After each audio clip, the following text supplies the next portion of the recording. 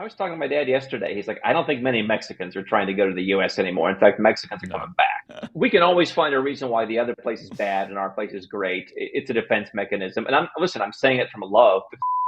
Where else can you go? Within Latin America, if you just want to spend time and just wait it out, Argentina's fast. They do have, if you're born there, you can't renounce it. I've heard some stories of how if you're naturalized, there's a way to renounce it in case they do something really squirrely.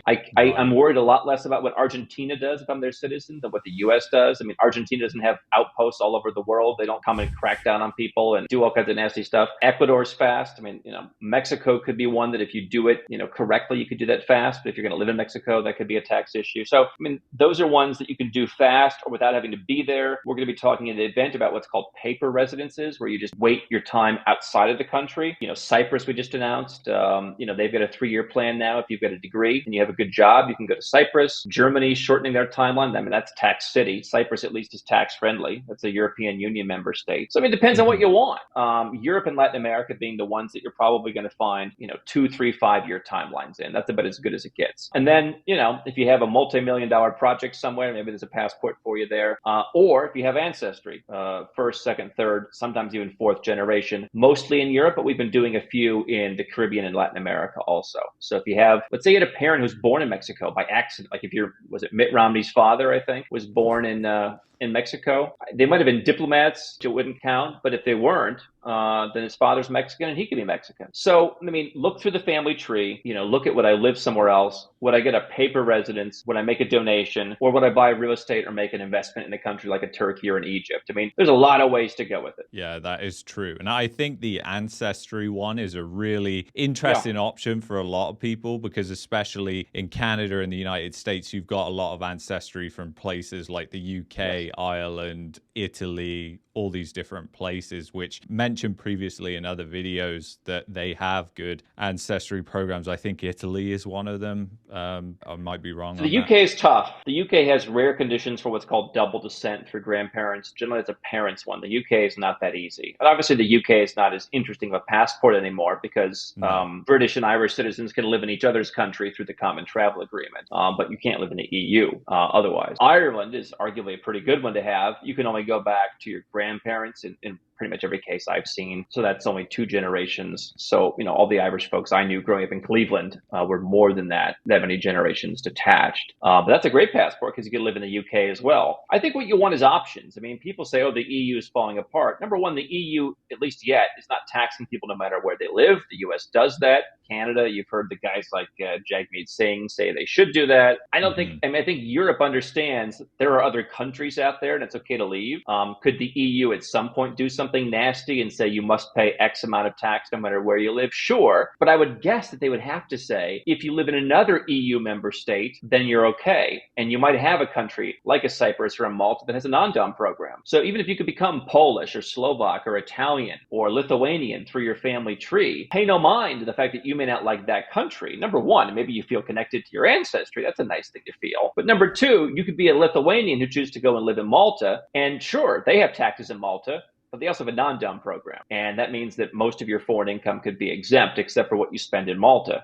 So, as much as I think having an EU passport alone is not ideal, and the EU might get worse, I don't see that on the immediate time horizon. And I imagine there'd be ways to work around that and pay some lower rate of tax. Listen, I talk a lot about tax. You are the person who makes $100,000. Sure, pay something. I paid more tax last year than I have in the past. But you know what? I look at the tax I paid as a user fee. I gained access and I paid a fee. If it was pay us 50% of everything that you and all of your companies earned at the level that, anyone running a successful business is at, that's not worth it. I mean, there is no country worth paying $5 million a year to live in unless you just are sentimental. But to me, that can be replicated. Pay something. Happy to have people pay something. But I think what you want is options where they're not going to bleed you dry. Yeah. And I think when you look around the world now as well, and you look at different places, you're like, where are my tax money going? Especially when you go to some of these lower tax jurisdictions. They don't have to be zero tax, but you're just like, I'm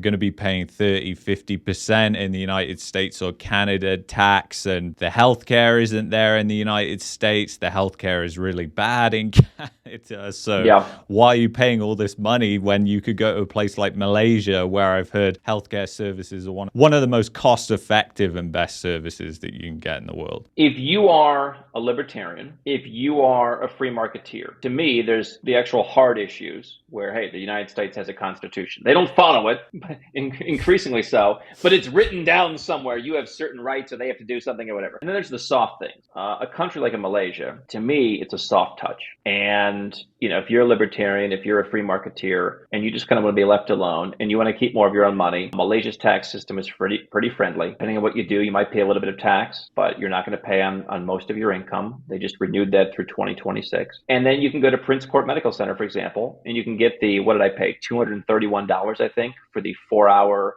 soup to nuts. You're over 40 now, which I'm not, but I figured I'm close enough. They check everything. They do an ultrasound. I mean, just, you can go to their website and look it up. I don't get paid by them to mention Prince Court. They're coming to our event because I believe in what they do. $231, I think, when you pay with a MasterCard, and they rush you to the front of every line. You're in and out. The doctor lived in the UK for 10 years. They studied there. So, I mean, to me, that's pretty free market. You keep most of your tax money, if not all of it. And then when you need services, you go and pay a business that has put together people that actually have quality, that have gone to good universities.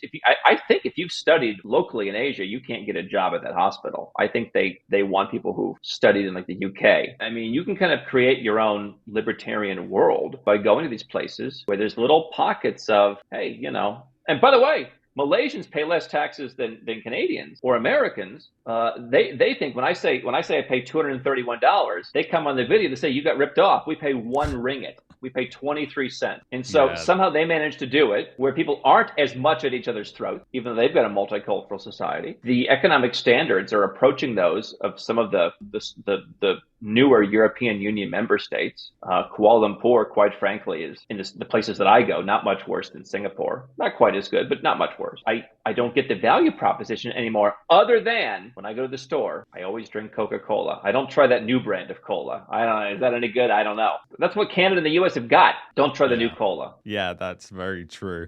That's very true. And I think, I've been looking and booking different things, and we booked a business class flight from Kuala Lumpur to Langkawi. And for that flight, it was 300. It was less than that. It was around $280. Now, for the same flight, an hour to Vancouver in Canada from Calgary, similar distances, you're talking like $1,000. So, and the service is probably going to be way better in Malaysia versus in Canada. So I can really see the difference in prices, especially looking at accommodations and different things in Malaysia is very, very interesting, very cheap and affordable. This video was powered by ExpressVPN. If you're looking for a VPN and want the best one, go to expressvpn.com/marketmania. Using the affiliate link helps support the channel, and you get access to the best VPN and the VPN that I use. I'm going to Langkawi also. I'm flying Malaysian Airlines. And yes, I mean, Malaysians are some of the most lovely people in the world. And I left the US. It wasn't my cup of tea, but I think people were probably a little more civil back then. Now it just sounds like it's become bedlam. I mean, you fly, order the teteric, like this sugary tea. I mean, they bring it with the smile. Some of the nicest. And I think I must have paid like $100 to fly business class. I mean, it's an hour or less, but I mean, they've got a nice lounge, like everything works. Like they actually believe in service there in these countries. And then, I'll tell you one hotel I like to go to, Eastern and Oriental Hotel, the E&O in Penang. You get a car, you get a big, beautiful van. Like we're sending them for the VIPs. It's like $200. They come to your house. It's a 4-hour drive. They take you up to the E&O, and you pay $200 a night for an ocean view suite in this colonial wing where there's a free happy hour with wine. They put a bottle of vodka and gin if you're in your room. There's a free breakfast. It just ekes cool. And then you go, to the Western world. Where was I? I was in Milan, and I spent like $3,000 a night, and like no one says hello to you. And it's just like, what the hell am I doing here? And again, if you have never thought of any more about Milan, you're like, hey, okay, well, that's the price of admission. But if you can go to the E&O and spend $200 a night and have a view of the ocean on your private balcony, what are we doing? But again, it's not like, oh, nothing works or something. I do drink tap water in Malaysia. I got a filter just to make it better, but I mean, you can. I don't know. You do judge for yourself, but I don't know how it's so much worse. The service is better. Tell me what's worse, other than Other than this, our event works in Kuala Lumpur because everyone knows I've been talking about it for a decade. The average person does not think it's a sexy place to go. I never cared. Like, I don't go to Portofino. I don't go to, what are the Courchevel in the winter.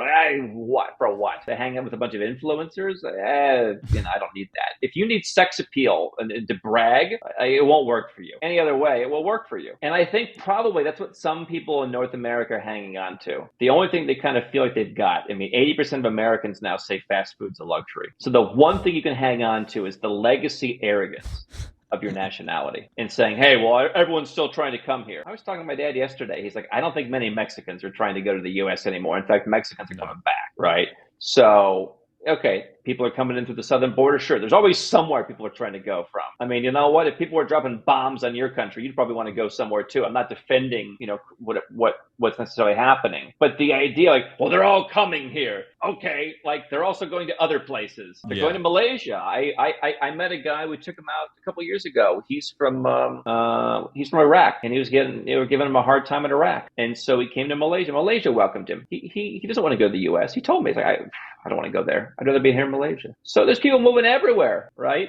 The difference is you and I, who have some money and who have some talent, we're leaving at record numbers. Mm-hmm. That's what should matter. Yeah, big time. And it doesn't matter. You just feel like another number. And I think when you even look around, like a lot of people will say, I don't want to leave because it's not safe or this and that. And then when you look at the safety aspect in these other countries, you're like, what are you talking about? I mean, Mexico is a prime example. Every time I've said to people back in the UK, I'm going to Mexico, they've been like, wow, you're going to get shot or murdered. And I'm like, not really. You see more police in Mexico. And that is one thing which the president who was just in actually did a good job with. I mean, sometimes they do good and bad jobs, but he did crack down on the police corruption, and the safety aspect got a lot better in places like Cabo, for instance, where there was cartel wars going on. I'll just add to that. I mean, I think Latin America, because you mentioned it earlier, is one of the less safe places for violent crime. I think the U.S. is in the bottom third for violent crime, if I recall correctly. Again, I get it. Like, if you're from the United States, there's like, they don't report the numbers correctly down there because, the U.S. isn't corrupt. It cost $1 billion. No, I think they were saying it might cost $2 billion now to be elected president, but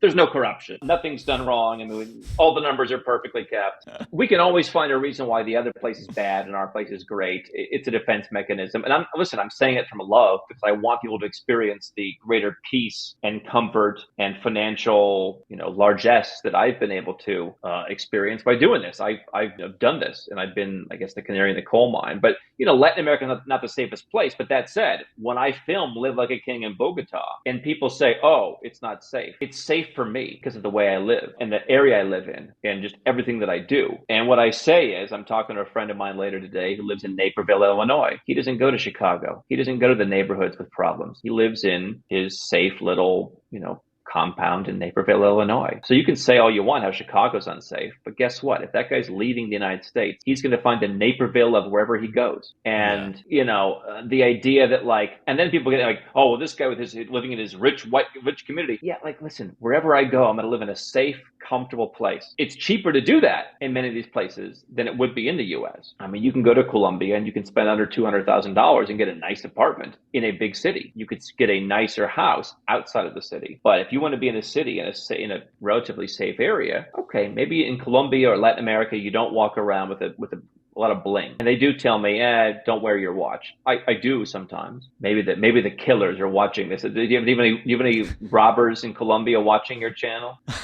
I'll be careful. I'll be careful next time I'm there. But I just, and by the way, in the past, years ago when I first went there, I went out with some girls. Nobody drugged me. Maybe I don't know. Maybe I'm just lucky. But I think that you can recreate the life you have where you're at somewhere else. I think that Naperville, the normalcy bias is it's entirely safe, but actually there's other places that are more safe. Latin America being more violent than other parts of the world, Eastern Europe, the Gulf, and much of Asia being some of the safest places in the world. So you've got the choice to go wherever for whatever you want. And again, it is a personalized decision. So it's always definitely very hard to answer the question of where should I move to? Is there any words of wisdom, I'm sure there is, that you want to leave us with here today? Well, I always tell people, look for more ways to go where you're treated best. This is something something that we all struggle with in some area. It doesn't have to be about taxes. It doesn't have to be about, where do you invest? What are ways, even in your relationships? How do you go where you're treated best? And I think that that's where some of this stuff stems from. I mean, I lived in the United States. I think in some ways the United States is like being in an abusive relationship. Even when you want to leave, they manipulate you and they try and drag you back and they try and beat you up and they try and take advantage. You wouldn't stay in an abusive relationship just because you have history or just because you call it loyalty. That's what a person who really needs help would do, is say, hey, don't leave this abusive relationship because you have to be loyal. I mean, they were there for you. That's sick. And so I think if you look at ways to go where you're treated best and you look at things like relationships, where do I go where I'm celebrated? Where do I go where they treat me the best? And that's going to be different things. Just like you have different kinds of relationships. You have a love relationship, you have friendships, you have business relationships. How do I carve up what I'm doing geographically to make sure, hey, banking in the US, to your point, one bank in the top 50, I think, a couple in the top 100 safest banks in the world are in the US. Why not bank in Singapore if you can? Live in the US if you want, but for that one part, where do I go where I'm treated best? My banks aren't best, where is best?